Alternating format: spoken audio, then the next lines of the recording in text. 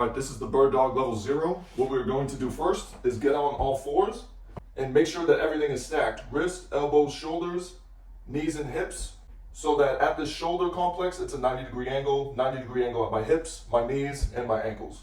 I'm gonna slightly push away from the ground, not too much to where my upper back bends like that, but just enough so that I don't have any scapular winging, like I don't have this shoulder blade popping out.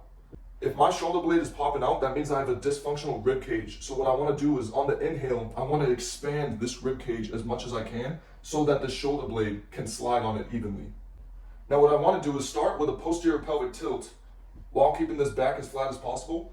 In this exercise, we are going to try and slowly access an anterior pelvic tilt without going into hyperextension. So basically when I'm walking and I'm extending this leg, I'm going to want to access some anterior pelvic tilt for this hip extension.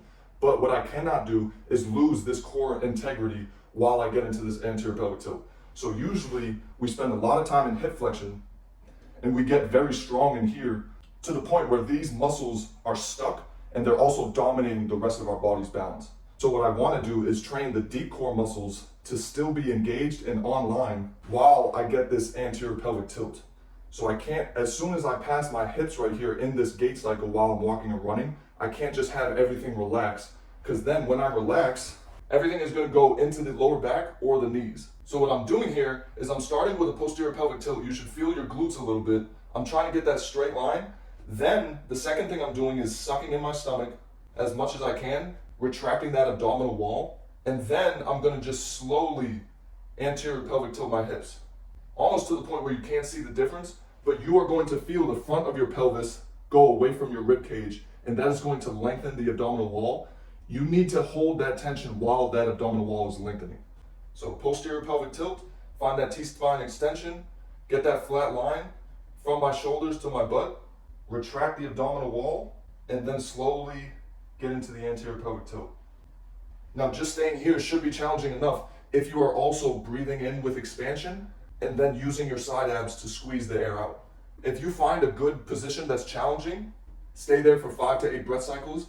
If you cannot seem to find it, don't get discouraged. Just reset everything, go through the cues, which is basically keep everything stacked, start with a posterior pelvic tilt, but not too much to where my back is flexed.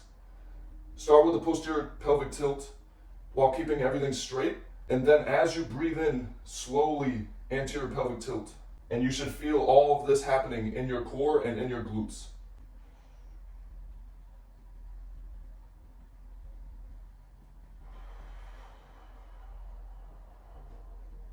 Now, a lot of the times we're talking about the anterior pelvic tilt like it's a bad thing, but obviously we're going to want to access that in movement.